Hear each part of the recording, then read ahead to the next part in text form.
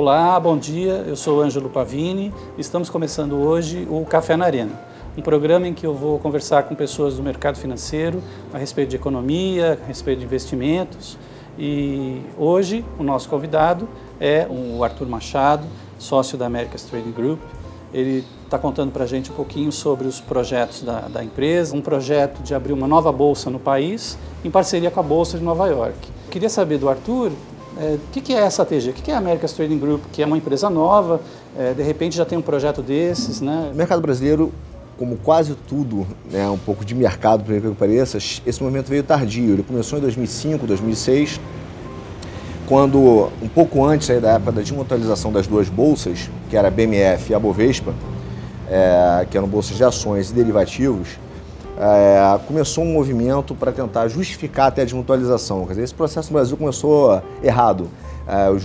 A ideia era, vamos desmutualizar, que significa tornar as empresas de capital aberto. Quer dizer, você tiraria, as corretoras eram donas das bolsas, aí elas saíram da sociedade e venderam as ações, tornaram as bolsas, empresas abertas. Essa foi a desmutualização, foi Exatamente. isso, né? A gente, na época, eu e mais alguns sócios da ATG, éramos sócios da Ágora, corretora Ágora, e eu era responsável pela parte de Electronic Trading.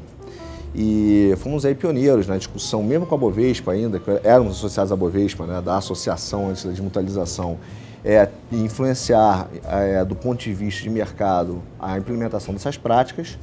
E a coisa começou a andar favoravelmente, né? Então houve a desmutualização, a eletronificação virou parcialmente verdade, como eu costumo dizer com os reguladores.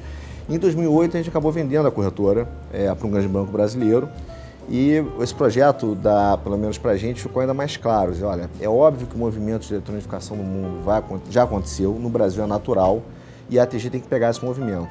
E aí veio um processo natural, a gente montou a ATG, o capital inicial foi um dos sócios. Os sócios que eram da Ágora. Da Ágora, na verdade, além do sócio da Ágora, nós tivemos eu tive, na verdade, uma conversa com um grande amigo meu, que vem da indústria de Private Equity, né, que hoje é o presidente da empresa, que é o Fernando. E juntos aí chegamos à conclusão, pela necessidade de criar uma equipe capilar, né, e multidisciplinar, de que seria um investimento relevante. Como é que surgiu a conversa com a Bolsa de Nova York? Como é que surgiu a ideia de ter a participação deles no projeto também? Foi logo no começo?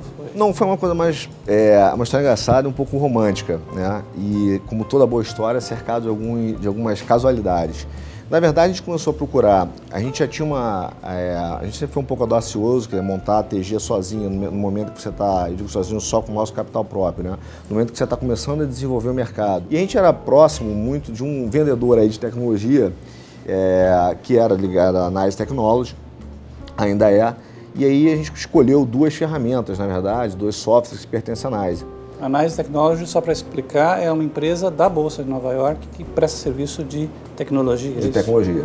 A gente escolheu alguns sistemas de risco, algumas coisas para fazer com a Nice. A ideia é que aumente essa participação da Bolsa de Nova York ou entre novos sócios? Como é que é essa? Eu acho que hoje tem duas questões. A gente tem alguns acordos, obviamente, societários feitos com eles que permitem que eles aumentem, né, a participação. É claro que sujeito a uma discussão de preço em outro momento. Eu não vejo a necessidade de novos sócios. Às vezes se conversa com uma estratégia de mercado, você tentar atrair algum outro tipo de sócio através de um plano de liquidez, mas é um negócio hoje, francamente, tão bom e tão positivo que eu acho que a gente está segurando um pouquinho essas questões para atrair novos sócios. Que pé que está esse projeto agora? Tá rolando já a discussão sobre o registro? Como é que está o processo, inclusive da clearing, que muita gente fala que é um grande desafio para você montar essa bolsa? Que pé que está isso, Arthur? Bom, são dois eventos. O pedido de registro oficial, que é a ATS, né, que é a bolsa, fez, na verdade, foi protocolado no dia 18 de julho, né? E tem um prazo regulatório que está sendo analisado pela CVM e isso está sendo caminhado, acho que está muito bem encaminhado. Quando a gente começou a olhar a clearing, o que a gente entendeu? O que é clearing?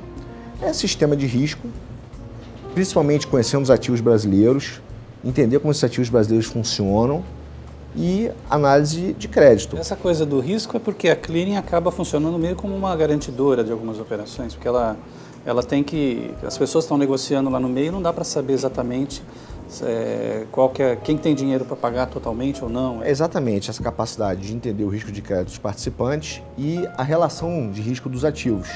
Então, qual é o risco de Petrobras, né, ou de outros vis-à-vis as garantias.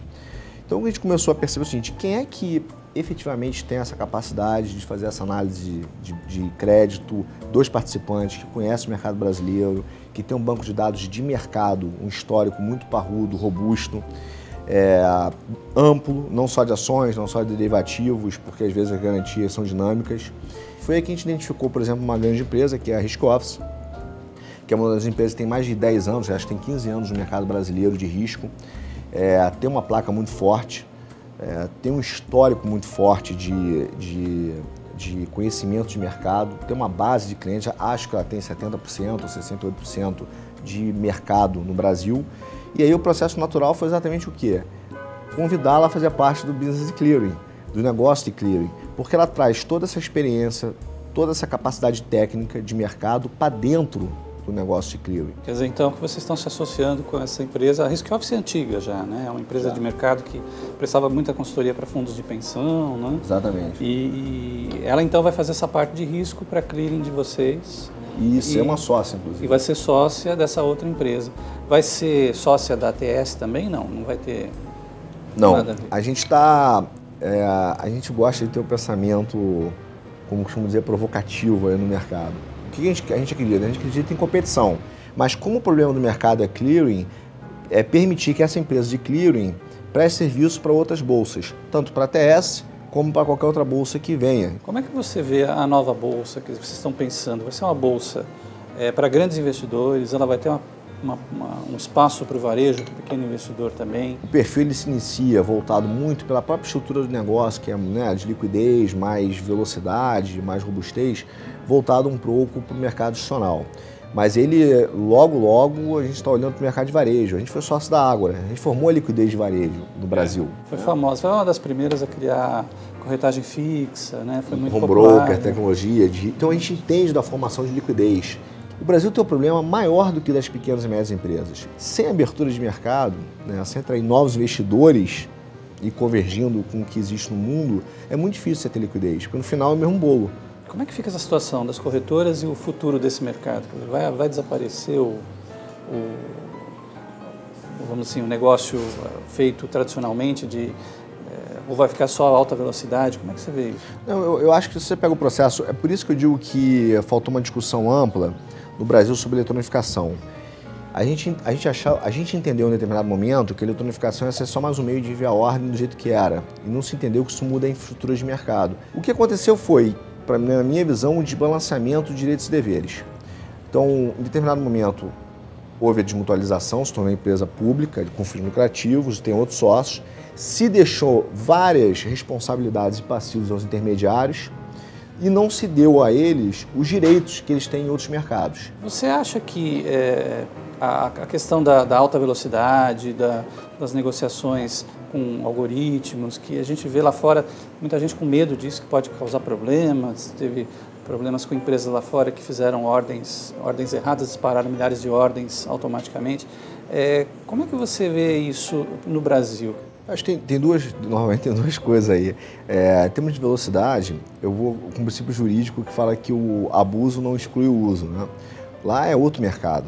Os Estados Unidos tem mais de 15 bolsas, mais de 50 sistemas eletrônicos alternativos e ainda tem os intermediários podendo internalizar ordens. Então não é tão trivial, são comparações meio, para mim, diferentes entre uma coisa e outra. No Brasil a gente ainda está muito engatinhando nesse processo, é bom aprender com os erros que tem lá. Agora, qual é a diferença? Lá os erros são transparentes, aqui a gente também tem vários, só que eles não têm o mesmo efeito exatamente porque o mercado, de certa forma, não é que ele seja controlado, então não tem um problema. Ele tem, só não é divulgado. Eu queria agradecer a sua participação na Arena do Pavini, queria também agradecer a todo mundo que acompanhou a gente, convidar vocês a participarem da discussão, mandando perguntas também, e acompanhando os próximos cafés na Arena que a gente vai estar fazendo aí. E queria também convidar vocês a ficarem ligados na Arena do Pavini, no www.arenadopavini.com.br. Muito obrigado a todos.